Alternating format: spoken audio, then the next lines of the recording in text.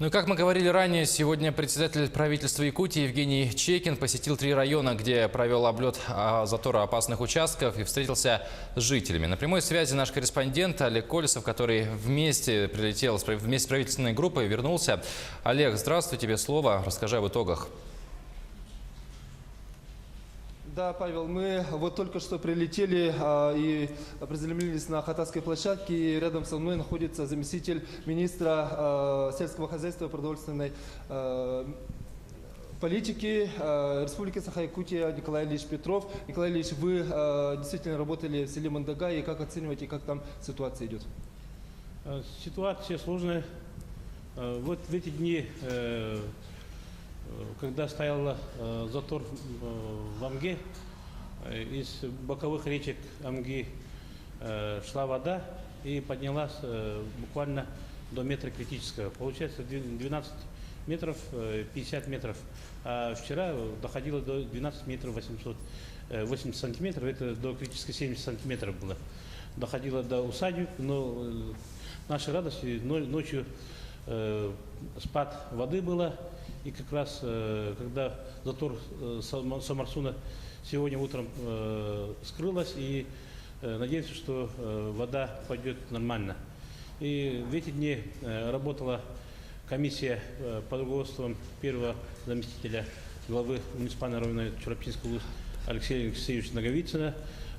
Все объекты, которые подтверждены паводку, и они, где проживают жители, все переселены.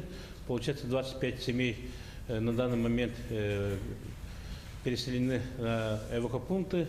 Весь скот, который есть в Мандагае, это, получается, 5 долин реки Амга, с левая сторона Мандагая, и они с этих долин, весь скот и лошади все отогнаны на безопасное расстояние и эвакопункты.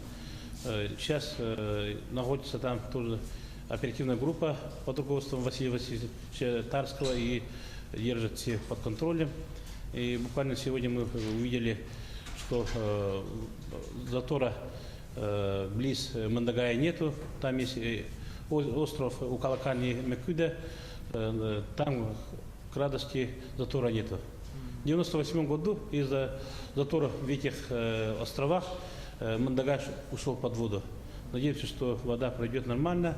И сейчас лед из-за отсутствия воды стоит в Тейрхая, Мырла. И когда вода дойдет в Мандагая до Тейрхая и поднимет, и надеемся, что вода все нормально пойдет. Насколько мы знаем, что субсидия на молоко в Амгинском районе будет, как это? По поручению главы республики Егора Афанасьевича сегодня направлены субсидии на молоко, это 70%, направили подтопляемым наслегам Амгинского, Чурапчинского и Татинского лусов. Николай Ильич, спасибо. Павел? Спасибо, Олег. Я напомню, что с нами на связи был наш корреспондент Олег Колесов.